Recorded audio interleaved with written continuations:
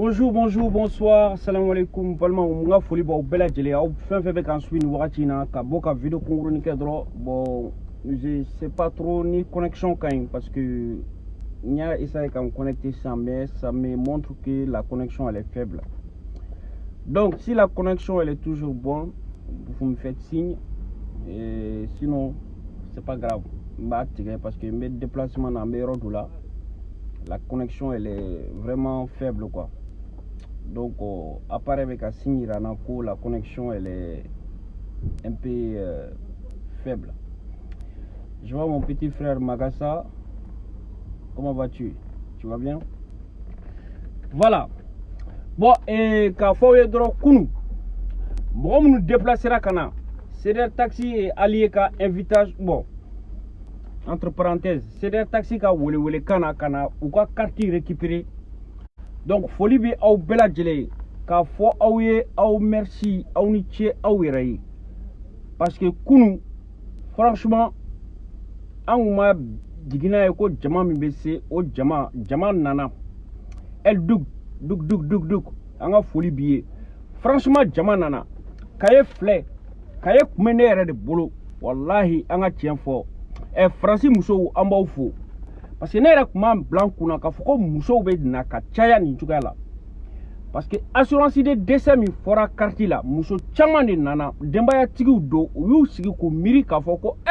on sigilen do jamana in kono ya assurance en assuré le banque là mais en association foité no don bambolo c'est des mineurs en cas ni ça ya sera en mois ou bien en dendo mois assurance tout là John bena Jonai donc muso chama yi sigi ki miri ki hakli blanina unana uyuka carte 120 euros sans carte ka sara sur place billahi nere de kumeka wari mine ama famia kaye fleni unana kuka carte sara parce que adama de ibe da ita don ibe wuli chini tu sais pas ana ya fo awye c'est pas une question de CDR. Mais Malien, on met tout de l'ayano. Anga sigi ka miri ka foko adama de ibe yoro mina ori sigi roy. Ame bila mogote chini don. Ika ke association dola, ika ke fin dola. Rapatriement de corps. Kabi campagne wati rasa kunya fo comme Mali anga comment s'appelle anga ambassadeur de kanga jonai. Parce que yani Elduk benga lina olube Congo Brazzaville feuna Afrique ni mogo sara. Isube do sur place mais franciano ubi shu jeninde abe jeninde wa hali dugukolo ni shu dona dugukolo koreano wallahi billahi iba saradi ni ma sara ubi shu labo hali tubabu I wala dugumen kono fika wari sara ube isube jeni donc anya miride ango angani association yi ça sera bien que anga fendo fraka folo ni kute CDR là mais anga fendo fraka rapatriement de corps ni sayayi soro donc on me jona fin paye ka en hauteur de 3 millions francs CFA o be mo la boya ne re koraka do bana yano ala ka hinala ça dit que ale kumbe assurance ale kumbe banki tadi la mais mbalma mba fa awye o banki franci yano inyana ma yere yani ka dossier ka yani nyaka so ka dossier la surtout issue billahi ne koraka nga dossier ko banki beta banki la o ba fo ko non ça dit surtout mo ma daño quoi. Bon, il va sur ni fentini mo procuration tini mo che akoka chan quoi. Ama famia. Donc a complication ga chan. Mais ni e jetemine ke au niveau de la communauté ne maraka de mais kuma mina tanto nte maraka yala mais ka kuma ou fait en tant que malien. Mais ni e jetemine ke communauté ou là bamana umbe ko fait trop wallahi. Bamana unte ni ko nunu jetemine koyi. Ore kama wa ye mo chan ça avec français on va annoncer ko mogodo sara outra ambassade la musoka kuma français ere Mali ambassade inyama ere nyama so ka ko la surtout issue donc aya essayer aka do ko do la quoi aka do association do la avec Karolo au boulot avec Maraka au boulot anwa shukesu wari min ba kono ne ere be tereke ka shukesu olu ka shukesu wari min ba kono aka chani 200 000 euros mais malheureusement Maraka au fana te barake quoi wari dalembe était drop ni mogo sara o be taga na 3 000 euros 4 000 euros bon ako wari nunu naje ni ebe yano muso bi bolo den bi bolo ibe ta jouer sobo na dongodo carte bɛ ta don o don i bɛ taa so jouer 5 euros 10 euros i b'i ka wari fili poubelle la ni ala y'a kɛ saya nana s'i ma hali su ka t'i ka jamana kɔnɔ i woloba k'i su ye o se t'i ye franchement n'an bɛ nin fɔ u b'a fɔ ko non k'an bɛ CDR publicité la CDR publicité dɛ an ye exemple de ye yan wallahi ne ye mɔgɔw ye yan denmisɛnnin ani ne si ne ka kɔrɔ n'a ye wallahi a sara yan nɔ mɔgɔw tun bɛ deli de la fayew la pour que ka se ka su bila ka taa Mali la et pourtant tun bɛ baara la mais ɲɛ ma sɔrɔ wariko la o caman caman de bɛ kɛ yan a dun man ca i bɛ baara la kalo kɔnɔ 10 euros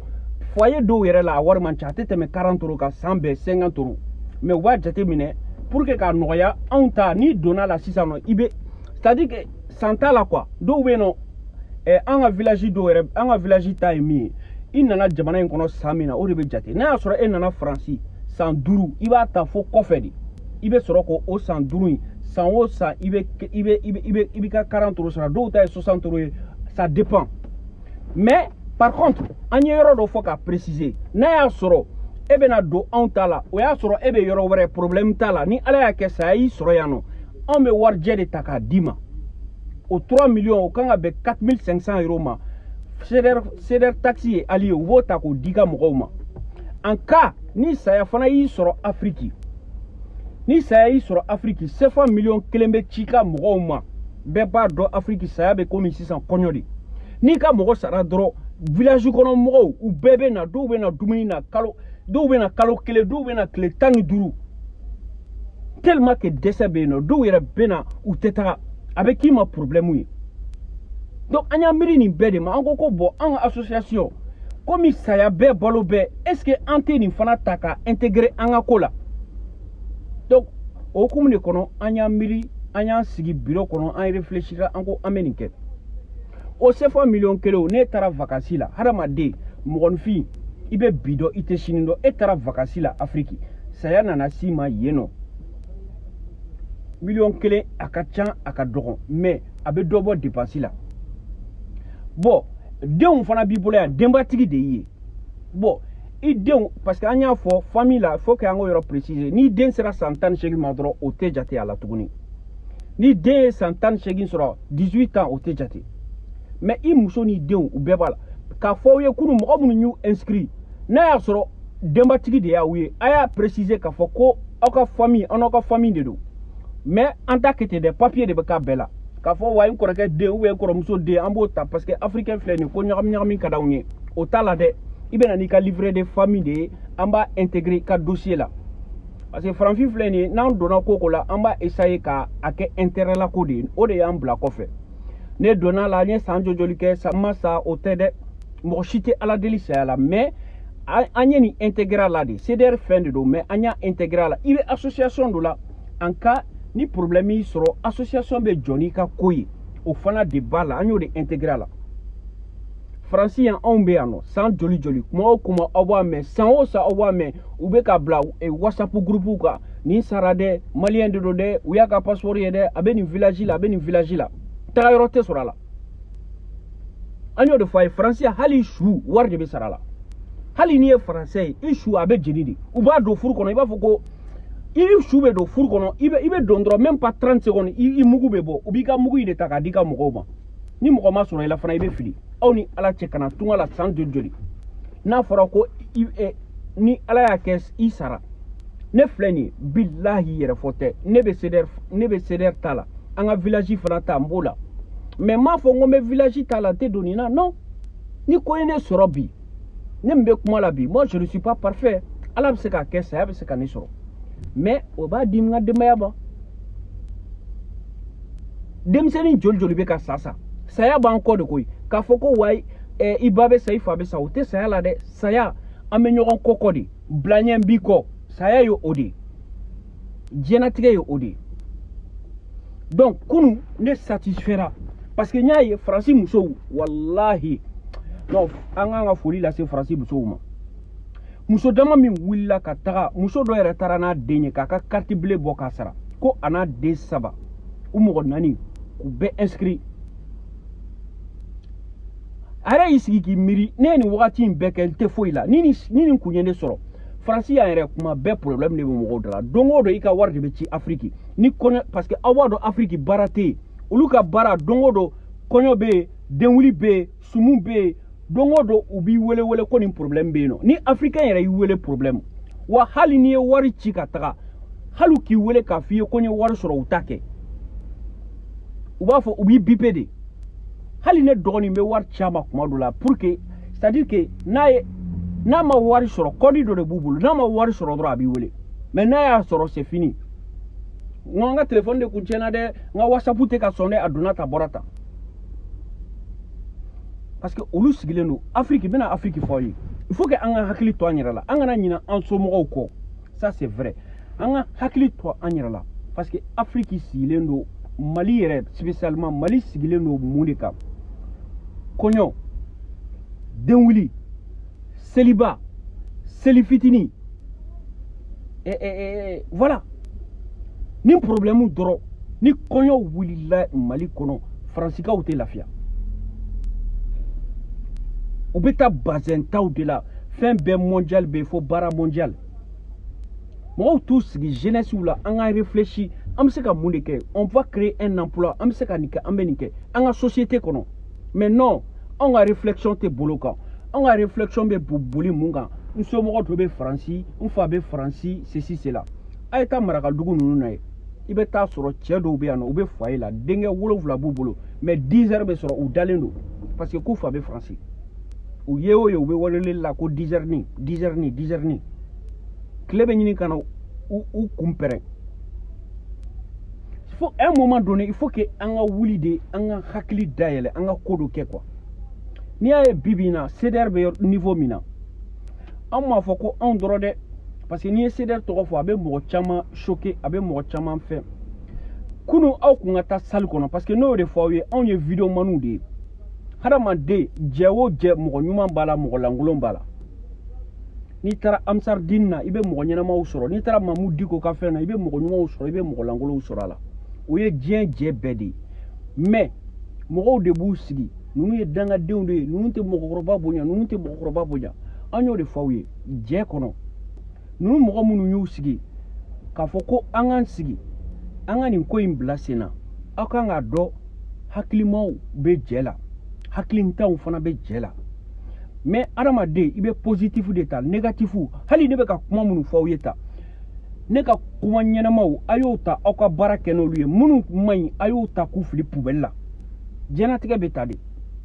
i bɛ don jɛ kɔnɔ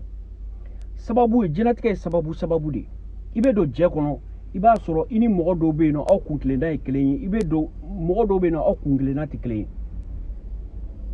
anw ka CDR taxi a président d'honneur monsieur Konare a ye san 40 ni kɔ kɛ jamana in kɔnɔ yan nɔ ani mɔgɔ ma deli k'a sen da ɲɔgɔn sen kan bon an ka président fana bɛ ten ne aw ko o jɛ ye mɔgɔ lankolon jɛ ye ne balimaw aw yɛrɛ ka jateminɛ kɛ sa musokɔrɔba caman bɛ yen nɔ u bɛ jɛ in na denmisɛnnin caman bɛ yen nɔ mais komi anw tɔgɔ tiɲɛnen don parce que vidéo maniw dɔrɔn aw bɛ image de ta mɔgɔ minnu bɛ ka jamana kɔnɔ problème fɛn fɛn bɛ yen nɔ mɔgɔw bɛɛ ka ɲina jamana problème kɔ mais politique mɔgɔw fana bɛ ka don mɔgɔw senkɔrɔ u bɛ ka kɛ i n'a fɔ ko Facebook la jama ninnu mɔgɔ minnu bɛ kuma la Facebook kan o de ye Mali problème ye problème wɛrɛ bɛ Mali la min tɛ nin si ye anw filɛ ka nin volet social min ta a bɛ dɔ bɔ Mali problème na a b'a to sini ma n'i bɛ ko dɔ la i tɛna weleli kɛ i tɛ boli ka taa Mali ambassade la Mali tɛ jɔ ni nin ye tɛ jɔ ni nin ye faso kɔnɔ fasodenw yɛrɛ bɛ se ka ko dɔ kɛ an bɛ Faransi yan nɔ ko caman bɛ yen nɔ c'est non gouvernemental mais anw ye ko bɛɛ to yen nɔ ko gouvernement yɛrɛ bɛ ka jɔrɔ a yɛrɛ la olu mago tɛ fasodenw na donc il est temps que fasodenw yɛrɛ fana k'u hakili to u yɛrɛ la an ka hakili to an yɛrɛ la an yɛrɛ ka ko dɔw bila sen kan i nana Faransi o kana to k'a fɔ k'i ɲinɛ n'i yɛrɛ kɔ Faransi n'a ye mɔgɔ caman fili yɛrɛ ma bilahi n balimaw Faransi n'a ye mɔgɔ caman fili yɛrɛ ma dɛ ma bɔ an ka sujet kɔnɔ c'est pour vous dire tout simplement mɔgɔ caman nana Faransi u ɲinɛna n'u balimaw kɔ u ɲinɛna u teriw kɔ u ɲinɛna fɛn bɛɛ kɔ c'est à dire que olu yɛrɛ bolo u tɛ faranfiya la tuguni quoi hali o don an tun bɛ vidéo la cɛ dɔ ko n'i bɛ fɛ ka évoluer dɔrɔn k'i ka bɔ malien milieu kɔnɔ n ko non problème ye malien milieu kɔnɔ mais an kana ɲina an yɛrɛ kɔ an kana ɲina an danbe kɔ an kana ɲina an bɔkolo kɔ hadamaden an kɛra cogo cogo anw tɛ ko tubabu parce que n'i nana yan nɔ malien de ye i kɛra cogo cogo i ni malien bɛ se ka bila ɲɔgɔn na mais jɔnni kana ɲina sababu ɲuman kɔ hadamaden ye sababu de mɔgɔ de y'i lase yan nɔ i nana yan nɔ i bɛ si yɔrɔ min na i bɛ fɛn fɛn kɛ hali ni bɛnbaliya nana i ni mɔgɔ cɛ mɔgɔw bɛ yan faransi yan bilayi u balimaw bɛ yan san 10 u tɛ t'u lajɛ an yɛrɛ kɔni b'a dɔn faransi yan i ni mɔgɔ bɛ se ka kɛ immeuble kelen na immeuble kelen san 10 aw tɛ ɲɔgɔn dɔn san 20 aw bɛ bâtiment kelen na aw tɛ ɲɔgɔn dɔn aw bɛ tɛmɛ ɲɔgɔn na dɔrɔn mais balimaya la o man ɲi parce que hadamaden an bɛ fɛn fɛn na balimaya de ɲɔgɔn tɛ ala ye balimaya de fɔ ni banana ni accident y'i sɔrɔ u bɛ mɔgɔ fɔlɔ min ɲininkali kɛ o y'i balimaw de hali ni teri b'i la dɛ i balimaw fɔlɔ de bɛ ɲininkali kɛ an bannen don an balimaw la an bannen don c'est à dire que an ni mɔgɔ minnu ye ko kɛ quoi sɛtanɛ de bɛ hadamadenw ni ɲɔgɔn cɛ sɛtanɛ de bɛ an dusukun na ale de bɛ anw ni mɔgɔw an bila ɲɔgɔn na kuma bɛɛ hali ni ko i bɛ gɛrɛ mɔgɔ min na u b'a f'i ye ko non nin ye nin k'i la cɛsi sera o de kama an ka kɛ an ka ɲɔgɔn waju quoi wajulu de ɲɔgɔn tɛ an ka ɲɔgɔn waju ne bɛ fɛn min na tantɔ nin bɛ komi wajulu ye mun ye ladilikan ka ɲɔgɔn ladi quoi Zakaria Gandega avec ça va Vudofu Makassa aw bɛɛ lajɛlen ka foli fɛn fɛn bɛ n ka ligne na n b'aw bɛɛ fo franchement ne b'a ɲini aw bɛɛ lajɛlen fɛ aw minnu donna nin ko in na a y'a essayer faransi yan nɔ an ka kɛ conseil ye ɲɔgɔn ma quoi mɔgɔ lankolonya an t'aw nɛgɛ nafa t'a la o de kama ne y'a fɔ aw ye n ko n tɛ mɔgɔ lankolon jɛ la n bɛ CDR de la CDR fana n ye mɔgɔ minnu y'a la n ye mɔgɔ ɲɛnamaw de y'a la bilahi ni mɔgɔ ɲɛnama ko tun tɛ de tun tɛ don a la aw bɛ ɲininkali kɛ faransi yan nɔ aw tɛ ne da ye manamana ko foyi la moi je ne suis pas dedans ne woloden n tɛ se k'a nɛni n t'a nɛni bilahi ni woloden nɛni tɛ mɔgɔ danbe ye mais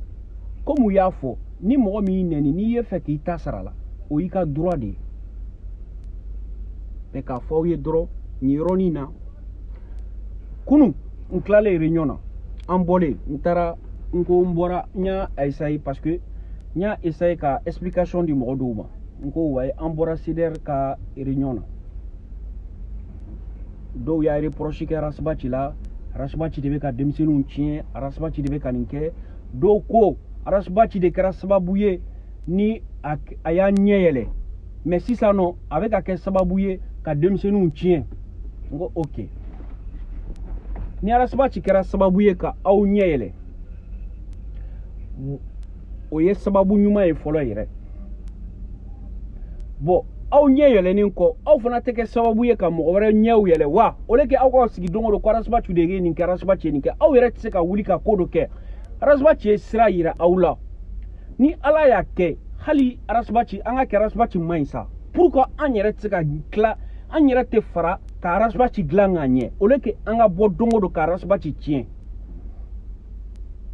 ala ye mɔgɔ ɲuman di farafin fɛn fɛn ma u y'a bɛɛ tiɲɛ kelen kelen an yɛrɛ dama de bɛ ka ɲɔgɔn tiɲɛ aw ka Mandela lajɛ aw ka Burkina président lajɛ Thomas Sankara ainsi de suite an yɛrɛ ka ɲɔgɔn juguya surtout maliyɛnw n'an ye Arasibaci ɲɔgɔnna joli de bɛ Mali la ala tɛ dɔnnibaga ala t'a caya dugukolo kan a kelen kelenninw de bɛ na mais minnu bɛ na il faut que an k'u minɛ an bolo fila de la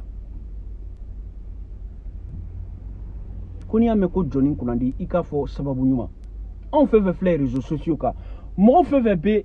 pan ka muruti la bibi in na k'a fɔ k'u bɛ Arasa kɛlɛ bilahi Arasa de ye dusu don anw bɛɛ kɔnɔ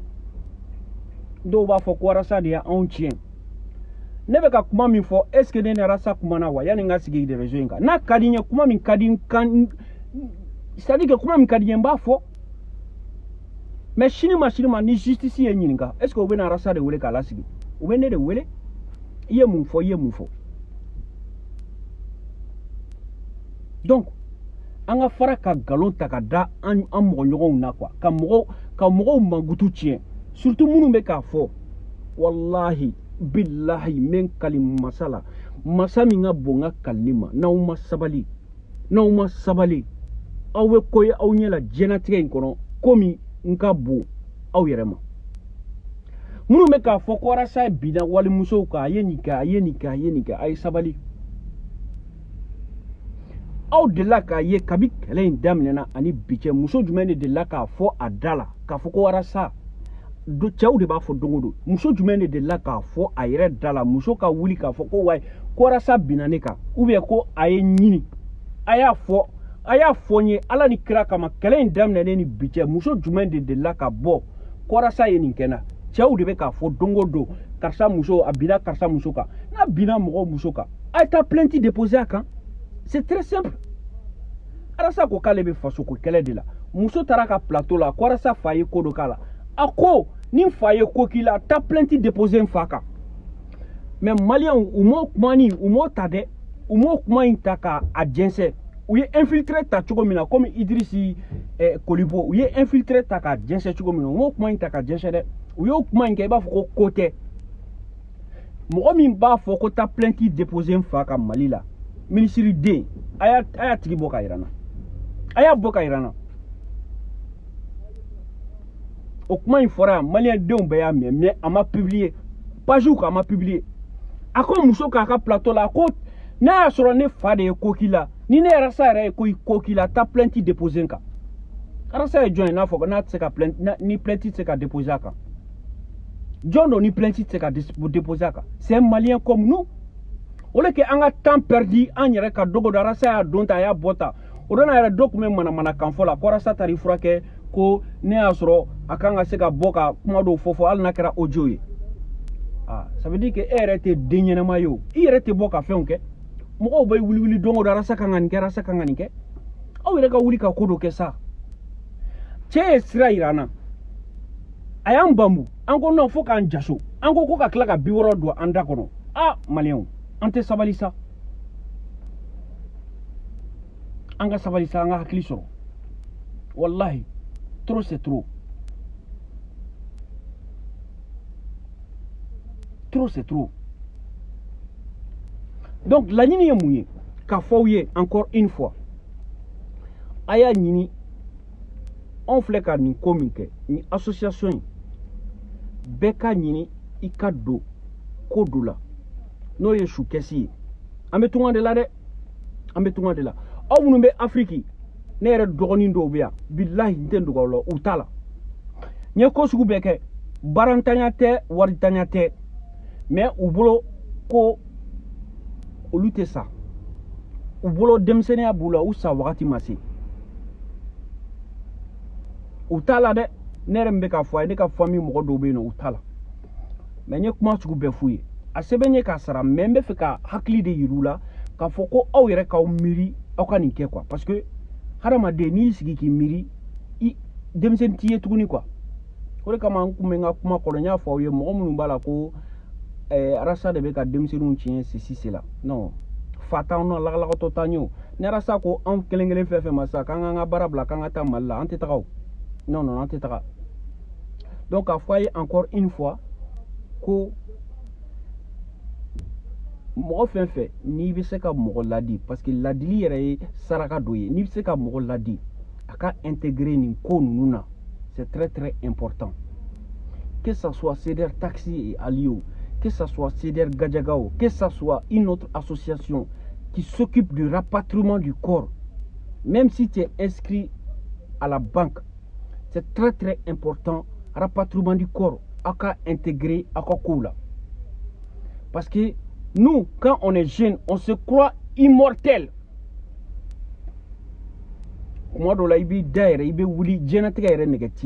Surtout nous sommes dans un pays de stress. Les gens ils sont très très stressés. Les familles sont stressées. Muso ube konyo la dongo do salibata ou ni fion. Iba soro ube ni salibata ni fen la. Billahi ali wartu bolo ankani saya yu soro mo mi be occupé ou la wartu bolo hali banki la wari mina ya soro ni saya yu soro mais ils sont capables kata 2000 €, 1000 € kado basé on a kata salu loué ka fionke ado be saya no billahi ube saraka deli de ka tu bla kata Afrique. Ali Conte, comment vas-tu? Isaka Togo, Sophie, comment vas-tu? Donc, essayons de faire tout pour que wallahi an ga essayer an ga don ko dɔ la n y'a fɔ aw ye encore une fois c'est pas une question de communautarisme mais c'est pour vous dire que an balima bamananw n b'a fɔ aw ye aw tɛ nin ko ninnu na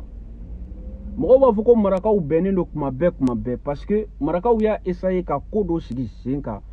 sini ɲɛsigi don marakaden fɛn fɛn mana sa yan nɔ en général i b'a sɔrɔ u ka su tagali tɛ kɛ baara ye mais kunu j'ai été très satisfait kaye filɛ nin ye wallahi ne yɛrɛ de tun bɛ ka wari minɛ mɔgɔw la salle kɔnɔ mais n ye muso dama min nana n'a ka wari ye ça m'a vraiment plu quoi a ye c'est à dire que a ye courage donna quoi parce que u y'a yira k'a fɔ k'u nana yɛrɛ ko de la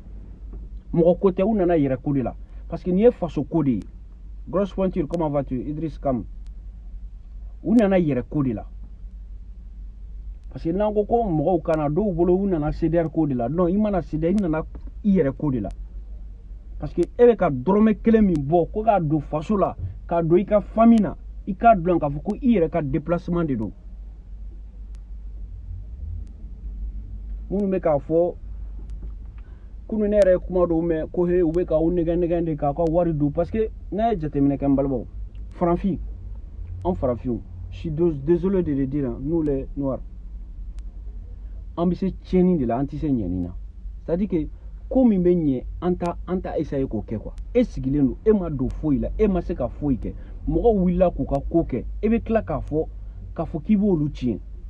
e ye mun de kɛ sa k'i sigi don o don gouvernement ma se ka foyi kɛ mali gouvernement tɛ foyi la e ma se ka don intégrer foyi la n'a y'a sɔrɔ association don fɛn dɔ don e tɛ foyi la k'i sigi dɔrɔn k'a kɛ mɔgɔ la tiɲɛ au moins nous on a eu le kilo de se lever ka fɛn dɔ sigi sen kan n'o o bɛ abouti toi tu as le kilo de t'asseoir k'a fɔ ko ninnu sigilen filɛ nin ye u bɛ ka u nɛgɛn de u bɛ k'a ka wariw ta u bɛ taa bɛɛ di arasa ma arasa b'a bɛɛ di u bɛ taa dɔn musow la u b'a kɛ tan non mɔgɔnifin yɛrɛ de tɛ c'est-à-dire que an bɛ kuma quoi ko parce que la parole est gratuite on dit des choses lion de lion comment vas-tu an b'an sigi dɔrɔn ka kumaw fɔ manamanakan fɔw quoi e bɛ taa i ka wari don na o e b'i ka wari don na o wari in n'i ye jateminɛ kɛ e bɛ se ka wari in fili yɛrɛ kan c'est-à-dire que i bɛ wari don ko la nafa tɛ ko min na quoi komi n'i taara château d'eau sisan ne bɛ livraison de la n'i taara Paris sisan i bɛ taa sɔrɔ dutigiw de sigilen don café kɔnɔ u bɛ ka jouer so la dɔrɔn 60 euros 20 euros bi sini u bɛ 10 euros kɛ u bɛ ka wari fili dɔrɔn dutigiw walayi bilayi cɛkɔrɔbaw u bɛ ka wari u bɛ ka so bon dɔrɔn wa a kelen i b'u ɲininka hali misiri la u tɛ hali misiri yɔrɔ dɔn olu dɔw bɛ sa u bɛ kɛ doni ye tuguni mɔgɔw bolo donc ni wulila u b'a fɔ ko mɔgɔ ɲɛnamaw tɛ u b'aw nɛgɛn k'aw ka wari don ni wari ninnu ye mun ye faransi yan nɔ hali n'a fɔra ko san kɔnɔ kalo kɔnɔ n'i y'a jateminɛ kalo kɔnɔ 10 euros hali a tɛ 30 centimes journée kɔnɔ 30 centimes par jour a tɛ tɛmɛ o kan i tɛmɛtɔ yan yɛrɛ c'est à dire que faransi yɛrɛ politique ye min ye i bɛ wari sɔrɔ yan k'a dun yan k'a ban yan a banna parce que e bɛ wari min sɔrɔ e bɛ wari min sɔrɔ a la c'est à dire que maliyɛnw yɛrɛ b'u diya la ka tɛmɛ e kan hali n'i taara du jɔ mali la i bɛ tila ka n'i da i ka foyer kɔnɔ yan nɔ ou bien i bɛ n'i sigi yan nɔ i muso b'i gɛn don o don ka bɔ kɛnɛma ou bien aw bɛ problème na dɔrɔn problème o problème donc au moins ni fɛn dɔ b'i bolo kɛrɛfɛ parce que an bɛ min na tantɔ hadamaden i bɛ fɛn fɛn bila fɛn fɛn diɲɛlatigɛ la i bɛ du min jɔ o t'i ta ye dɛ i bɛ saraka min bɔ o de y'i ta ye parce que i n'o nin tɛ taga o i bɛ min bila i ɲɛ o de y'i ta ye a bɛ fɔ nin de ma ko saraka parce que i y'a don fasoko la i tilala k'a kɛ a don i yɛrɛ la sini ma parce que hali mɔgɔ su i su kumasulu bɛ da i kan parce que n'a fɔra ko e sara jamana in kɔnɔ yan ko deli de bɛ ka kɛ e la mɔgɔw bɛ ka wari deli ne y'o caman ye bilahi ne yɛrɛ y'a caman ye mɔgɔw bɛ ka wari deli pour que i su ka se ka taga o de kama hali ka kuma kɔnɔ n ye balimaya fɔ ko an ka hakili to an balimaw la balimaya ɲɔgɔn tɛ dɛ ni balima banni la i kan'i ban i balima la parce que sɛtanɛ man ɲi dɛ faransi yan nɔ an kɛra sababu ye an balimamaw an tɛ kuma ɲɔgɔn fɛ mɔgɔ min b'i lana jamana in kɔnɔ i n'a da tigɛlen don ɲɔgɔn na o caman de bɛ yan parce que wari y'an bɛɛ kunkolo tiɲɛ n y'o de fɔ faransiya tellement que wariko bɛ an kunna ni nana yan nɔ quoi maliyɛnw aw minnu bɛ afiriki n bɛna nin fɔ a ye pour que aw ka nin yɔrɔnin faamuya parce que an ka vidéo ninnu des fois nafa b'a la a nafa ye mun ye an bɛ kuma dɔ fɔ aw ye hali ni nali b'aw kɔnɔ n'aw nana yan nɔ aw bɛna sɔrɔ aw tɛna sɔrɔ mɔgɔ minnu taara nkalon tigɛ aw ye quoi aw bɛna sɔrɔ au moins anw ye tiɲɛ fɔ aw ye n'i nana yan nɔ c'est à dire que yan ye fɛn dɔ de a bɛ komi ala b'i dusukun bɔ a bɛ komi n'i nana dusu min b'i kɔnɔ a bɛ bɔ ka gabakurun de bila a place la parce que e ɲɛ tɛ foyi ye ni nafolo tɛ seliko tɛ n m'a fɔ ko kafiriya dɛ mais la majorité seli tan t'i bolo sun tan t'i bolo foyi foyi ka taga baara kɛ dɔrɔn donc e ɲɛ bɛ wari dɔrɔn de la wari i bɛ ɲinɛ i balimaw kɔ i bɛ ɲinɛ i teriw kɔ i bɛ ɲinɛ i sinjiw kɔ jamana in yɛrɛ bɛ ten de tellement que wari b'an kunna an ye wari bila fɛn bɛɛ ɲɛ hali balimaw bɛ ba la ni wari tɛ donc faransi sigilen don ni wari de ye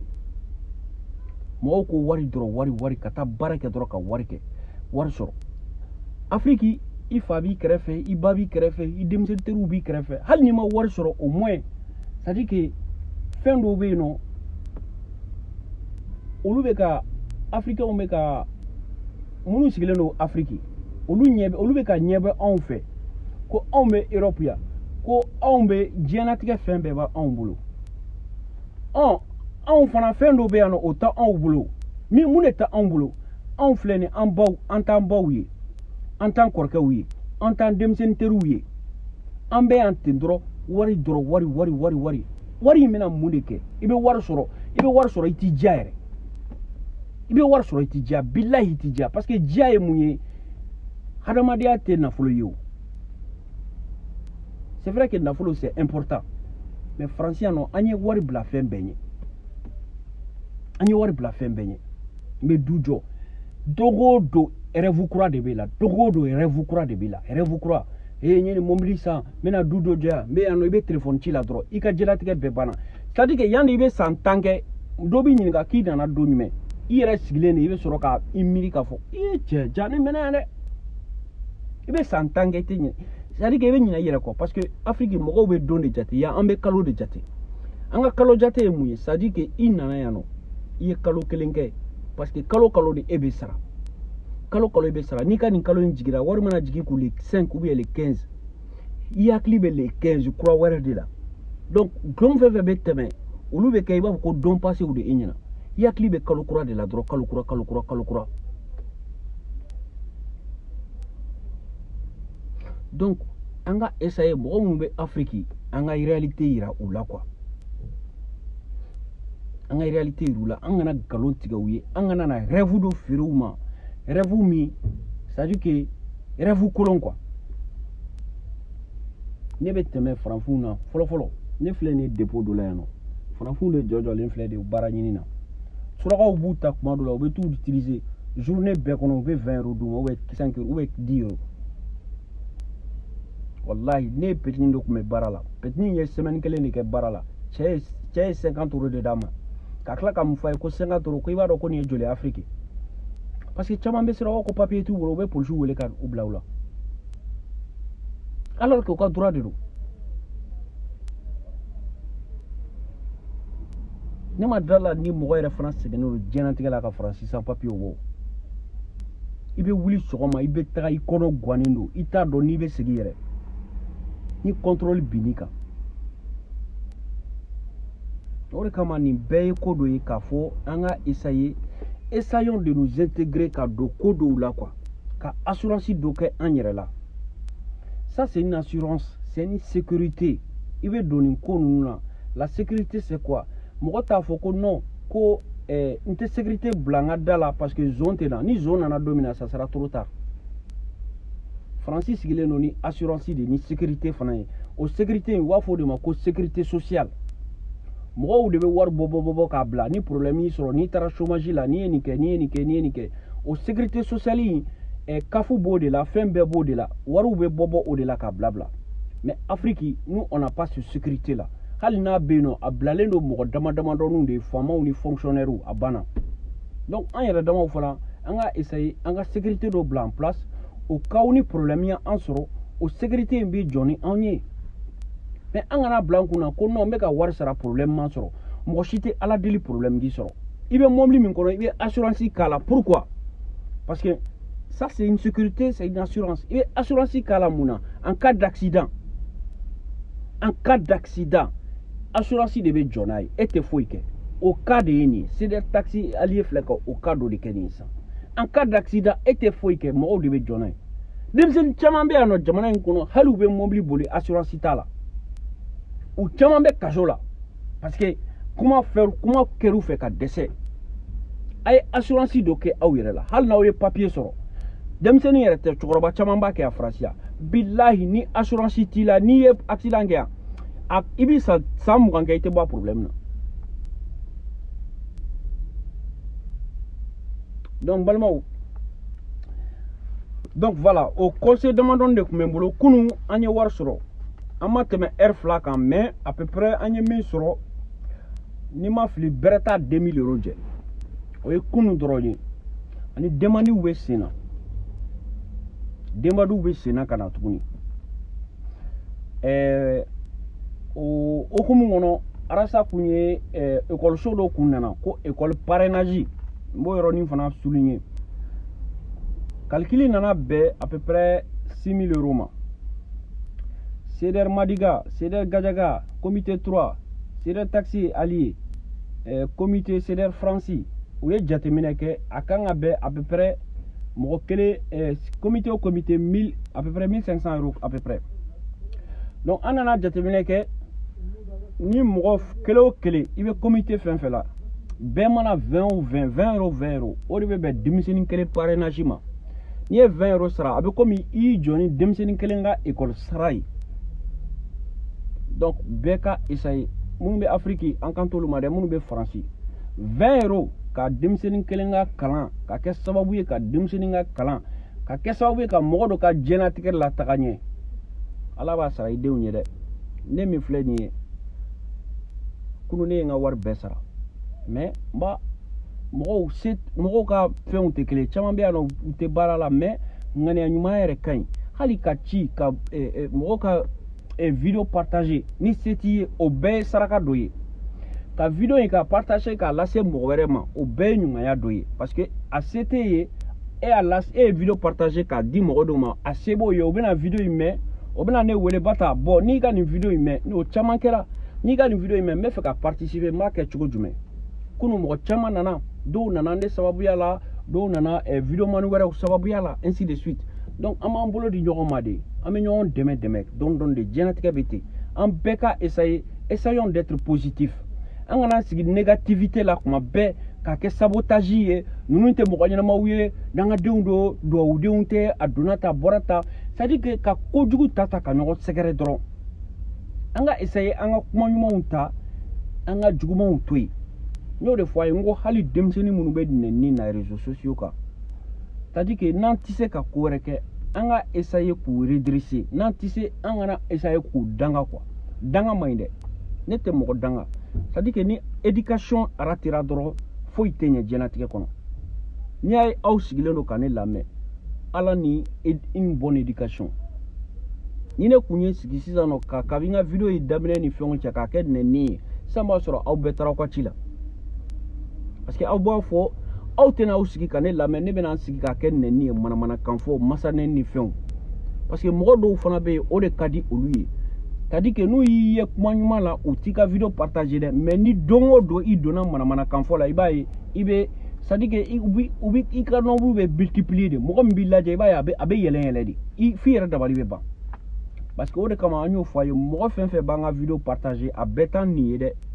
parce que caman bɛ yen nɔ n'u y'an ye an ye kuma ɲuman fɔ don min na u t'a partager n'i ye kuma ɲuman fɔ mɔgɔ minnu b'i ka video partager bilayi olu de ye nin ye ni ala y'a to sɛtanɛ donn'i la i ye kuma jugu fɔ mɔgɔ minnu b'i ka kuma partager olu de ye jugu ye parce que olu tɛ fɛ i ka ɲɛ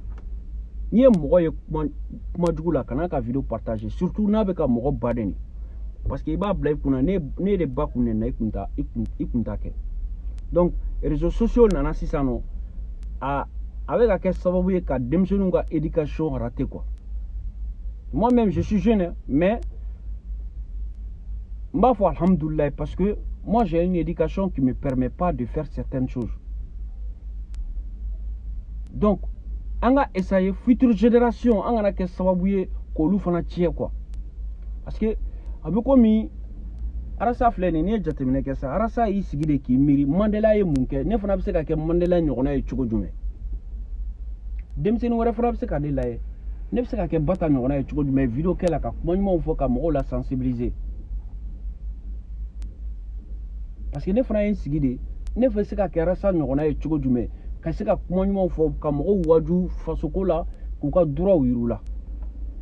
Mais ni arasa kun kɛra nɛnnikɛla ye ni arasa kun kɛra mɔgɔ dɔgɔyala ye ne kun tɛ sigi k'a fɔ ko n bɛ arasa tɔgɔ fɔ parce que ne bɛ bɛɛ bɛ référence de ta arasa yɛrɛ fana ye référence de ta mɔgɔ de kama denmisɛnnin ninnu fana n'u y'a ye mɔgɔ min ko jar'u ye n'o tigi ye nɛnnikɛla ye u fana bɛ k'o tigi ka référence de ye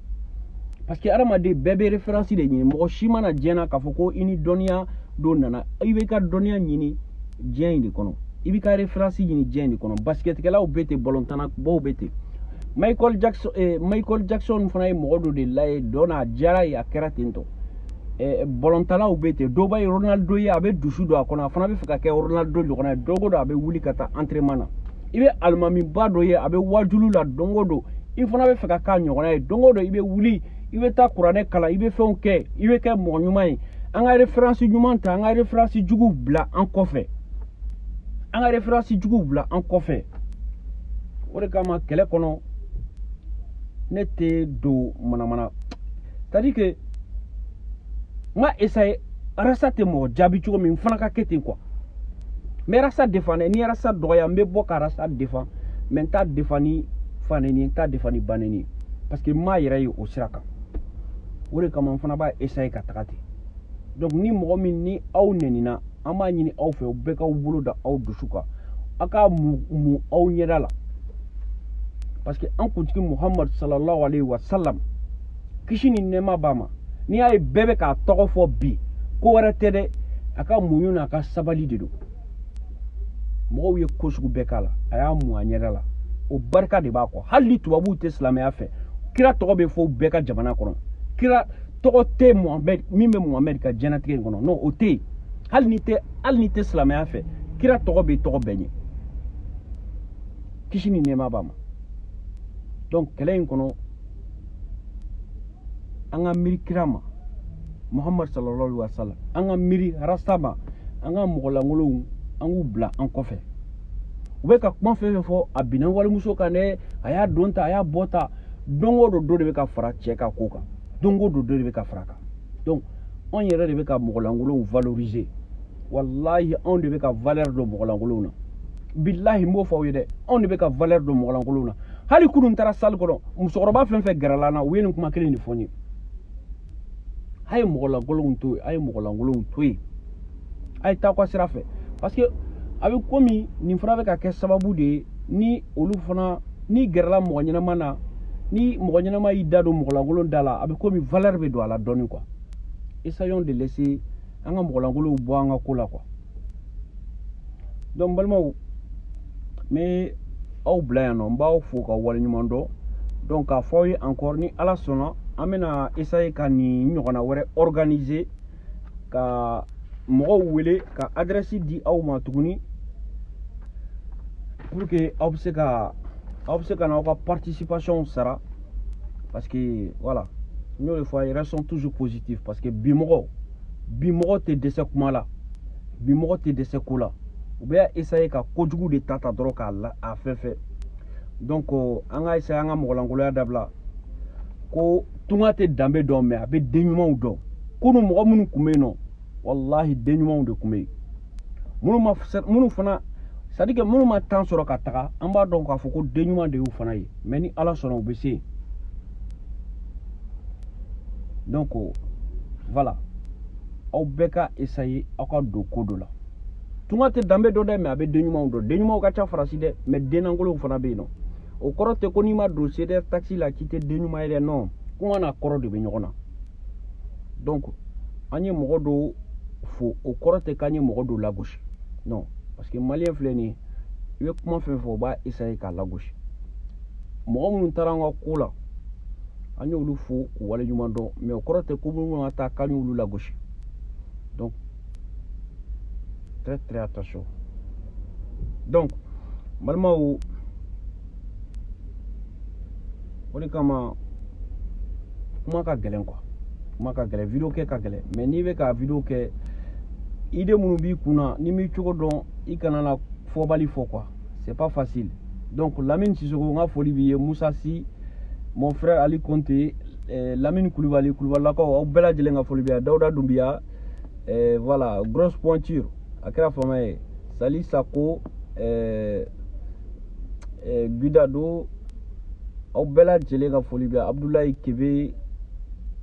Donc voilà, merci beaucoup pour le partage des vidéos et d'avoir aimé aussi. Donc voilà, maintenant on continue comme en général, comme moi ne vais to bara de kono ka vidéo quoi. Donc voilà, c'est pour ça que voilà, mais c'est ce qui me permet de faire des vidéos à travers voilà quoi, à travers les choses et la journée aussi. Donc merci beaucoup à vous tous. Ala kantonyoye, ala ka kɛnɛya di an ka gidi ma n'o ye Mohamed Isufu Bacile n'an b'a fɔ a ma ko Warasa. Ala ka kɛnɛya d'an ma, ala ka ɲuman segin ka na Mali kɔnɔ, a ɲɛnafin bɛ anw na, ala ka kɛnɛya di maliyɛndenw bɛɛ lajɛlen ma, ala ka hakilina ɲuman di faso cila minnu bɛ faso ci la bi bi in na, ala ka hakilina ɲuman d'u ma, parce que dɔw bɛ yen nɔ u tɛ fɛ Mali yɛrɛ, c'est à dire que bɛn ka na Mali kɔnɔ. Donc an bɛ dugawu de kɛ ala ka hakilina ɲuman d'u ma. Donc choqué pour éduquer, vive Rasta, vive CDR, vive les sympathisants, on est ensemble. One love à vous tous. Merci beaucoup.